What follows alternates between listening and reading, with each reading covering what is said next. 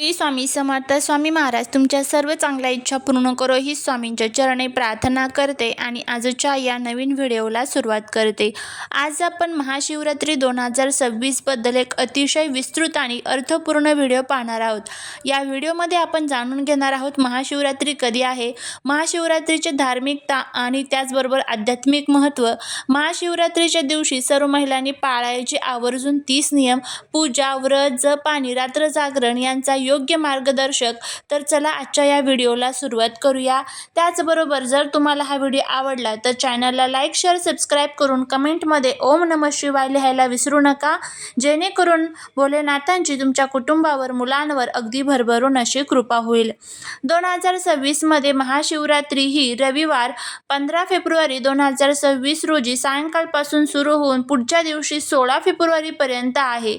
हिंदू पंचांगानुसार ही फाल्गुन मासाच्या कृष्ण पक्षातील चतुर्दशी तिथीवर येणारी रात्र आहे, जी पूर्ण निशिता काळात झपाट्याने महत्त्वाची बनते. महाशिवरात्री म्हणजे शब्दच महान शिवरात्री. हा दिवस भगवान शिवाच्या उपासनेचा सर्वोत्तम, पवित्र आणि अत्यंत प्रभावी काळ आहे. हा दिवस शिव आणि पार्वतीच्या दिव्य विवाहाचा प्रतीक मानला जातो. रात्रभर जागरण करून शिवनाम जपण्याचा अवसर आहे. रात्र अचूक व्रत, ध्यान, अभिषेक आणि ध्यानासाठी सर्वोत्तम काळ मानला जातो.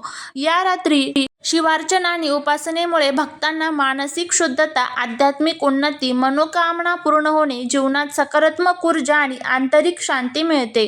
महाशिवरात्री हे व्रत फक्त केवळ उपवास नाही, हे जीवनात अहंकार, मोह, दोष, अज्ञान याचा नाश करून आत्मजागरण व आध्यात्मिक उन्नती साधण्याची एक संधी आहे. शिव आणि शक्तीची एकत्र या दिवशी उपासना केली जाते. त्याचबरोबर मोक्षप्राप्तीसाठी या दिवशी रात्री ध्यान, जप आणि समाधी साधल्यास मनाची स्थिरता आणि मोक्ष मार्गावर प्रगती होते. मनशांती, वैवाहिक सुख, साध्य, त्याचबरोबर स्वास्थ्य, बुद्धी, समृद्धी यासाठी शिवतांडव आणि शिवनामाचा जप केला जातो. रात्रभर सतत शिवनामाचा जप केल्याने अहंकार, मोह, लालसा यांचा विनाश होतो असं देखील म्हणण्यात येतं. महाशिवरात्री दरम्यान बहुतेक भक्त दिवसभर उपवास ठेवतात, रात्रभर जागरण करतात, शिवलिंगाचे अभिषेक करतात, भजन, कीर्तन, मंत्र जप करतात. या दिवशी आपल्याला व्रताच्या सकाळी स्वच्छ स्नान करायचं आहे, स्वच्छ कपडे परिधान करायचे आहे, घरात किंवा मंदिरात पूजास्थळ स्वच्छ करून गंध, धूप, दीप, अगरबत्ती, फुले घ्यायची आहे. शिवलिंगावरती जल, दूध, दही, घी, शहद, शक्कर, बेलपत्र, धतुरे दिले जातात, ते अर्पण करायचं आहे. ओम नमः शिवाय या मंत्राचा जप करायचा आहे. रात्रभर जागरण करून शिवभक्त भजन, कीर्तन या दिवशी करतात. मध्यरात्रीचा काळ, निशित काळामध्ये पूजन केले तर ते सर्वात श्रेष्ठ पूजन मानले जाते. महाशिवरात्रीची अनेक कथा आहेत, पण मुख्य 2 कथा शिवभक्तांमध्ये सर्वाधिक मानल्या जातात. त्या म्हणजे पहिली म्हणजे शिव आणि पार्वतीच्या दिव्य मिलनाच्या रात्री म्हणून महाशिवरात्री सर्वत्र श्रद्धेने साजरी केली जाते. ही शक्ती आणि चैतन्याची एकाग्रता दर्शवते. आणि दुसरं म्हणजे समुद्र मंथनात येणाऱ्या विषामुळे जगावर संकट आले, तेव्हा भगवान शिवाने ते विष आत घेतले. यामुळे शिवाला ही जी रात्र आहे तर ती समर्पित करण्यात आली आणि महाशिवरात्री त्या बलिदानाची आठवण मानली जाते. महाशिवरात्री हे व्रत केवळ पुरुषांसाठी नाही, स्त्रियांसाठी, कन्यांसाठी, वृद्ध व्यक्तींनाही ते नियम पाळता येतात.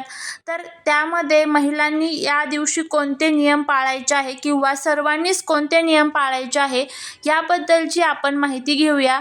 तर बघा, सर्व प्रकारच्या पारंपरिक श्रद्धा आणि धर्मग्रंथांची प्राथमिक रूपे आणि हा भाग अतिशय शास्त्रीय दृष्टिकोनातून आहे. त्यामुळे व्हिडिओ हा संपूर्ण पहा, जेणेकरून तुम्हाला संपूर्ण महाशिवरात्रीचं फळ मिळेल आणि कोणत्याही प्रकारच्या चुका ज्या आहेत तर त्या आपल्याकडनं होणार नाही. जर तुमचा महादेवांवरती विश्वास असेल तर कमेंटमध्ये ओम नमः शिवाय लिहायला विसरू नका. पहिलं म्हणजे सकाळी शुद्ध स्नान करायचं आहे, पवित्र वस्त्र धारण करायचे आहे, सारा दिवस उपवास ठेवायचा आहे. उपवासात मात्र फलाहार, फळे घेऊ शकता. भोजनात तळलेली भाजी, तिखट टाळायचे आहे. बेलपत्र अर्पण हे करायचंच आहे, हे अनिवार्य आहे. शिवलिंगाला गंगाजल अर्पित करायचं आहे. त्याचबरोबर चंदन, धूप लावायचं आहे. शिवभजन कीर्तनात सहभाग घ्यायचा आहे. ओम नमः शिवाय या मंत्राचा जप करायचा आहे. रात्रभर जागरण करायचं आहे. शिवपुराण पुराण वाचायचं आहे. मांसाहार पूर्णतः टाळायचा आहे. धातूची किंवा सोने चांदीची आकृती तुम्हाला इथं जी असते तर ती भोलेनाथांची म्हणजे ज्याला आपण शिवलिंग म्हणतो त्याचं पूजन करायचं आहे. बेलपत्र अर्पण करायचं आहे. बेलफूल अर्पण करायचं आहे.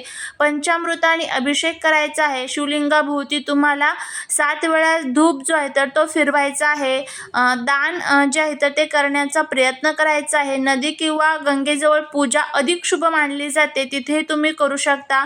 कुटुंबासोबत पूजन करायचं आहे. समाधी साधना सुद्धा तुम्ही या दिवशी करू शकता.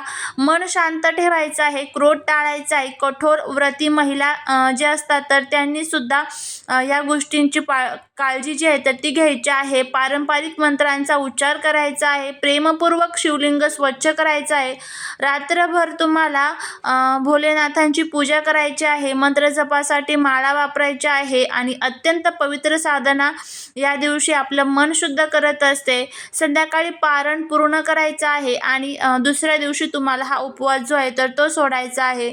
सर्वात महत्त्वाचं म्हणजे आता कोणकोणते महत्त्वाचे नियम पाळायचे आहे तर त्यामध्ये या दिवशी महिलांनी घरामध्ये ब्रह्मचर्याचं पालन जे आहे तर ते आवर्जून करायचं आहे. महाशिवरात्रीला आपल्याला एकभुक्त राहायचं आहे. त्यानंतर महाशिवरात्रीच्या दिवशी तुम्हाला ज्या महिलांना मासिक पाळीचा पहिला, दुसरा, तिसरा, चौथा दिवस असेल अशा महिलांनी चुकूनही महादेवांचं पूजन करायचं नाही आहे. तर तुम्हाला फक्त महादेवांचं मनातल्या मनात स्मरण करायचं आहे. या दिवशी चुकून जर तुम्ही 4 दिवस असेल तर पूजन केलं तर त्याचे दोष जे आहेत तर ते आपल्याला लागतात. त्यामुळे ह्या चुका आपल्याला टाळायच्या आहे. आणि त्यानंतर पुढचं म्हणजे महाशिवरात्रीच्या दिवशी जर तुम्हाला 5वा दिवस असेल तर तुम्ही केस जे आहे तर ते धुवून तुम्ही महाशिवरात्रीचं पूजन जे आहे तर ते करू शकता.